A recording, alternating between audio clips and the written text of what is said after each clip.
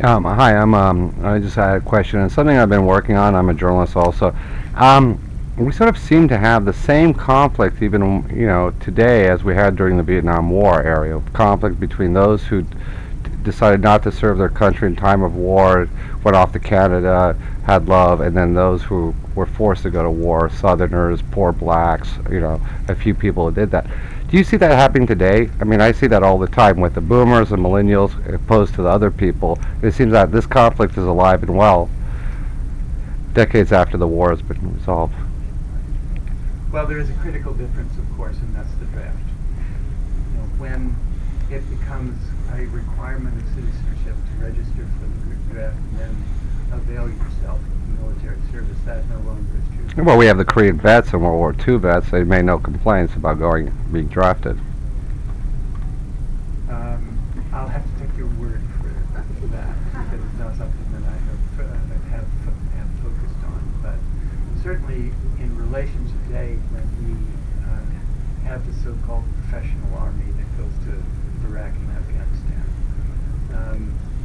I was at an occasion with Ken Burns on Tuesday, and Burns said something very interesting and it touched my heart. He said, when you did the Civil War series, the Civil War soldier from either side fought for God, for country, for region, for town, for wife, for family.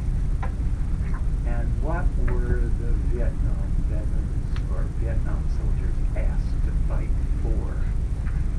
And the general was the commentator in this conclave that I went to, told the story of being a young commander in Vietnam, going out and talking to his troops and addressing this question.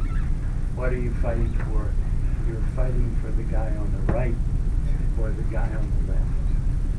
And I thought to myself, what a low star is that? So, we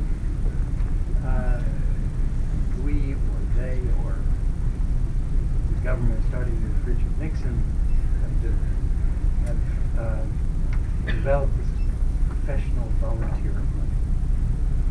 And that volunteer army is separated from the body politic. So it does not seem here in Washington, on Connecticut Avenue, that we're in the longest war of our history, because there is a separation that has been consummated between the fighting man and the body politic. It's no skin off us that American boys are fighting in Vietnam, in Afghanistan and Iraq. So that's, I think, the central difference of the absolute requirement that young men avail themselves of service. And it is, I would end by saying, of great dismay and distress to me that we have no sense of universal service for the young men and women of America, so that indeed the obligation of citizenship can be satisfied in some way or another. Could include military, but it didn't have to. What could be done in this country if you mobilize the youth through some sort of registration for an act of citizenship? Thank you.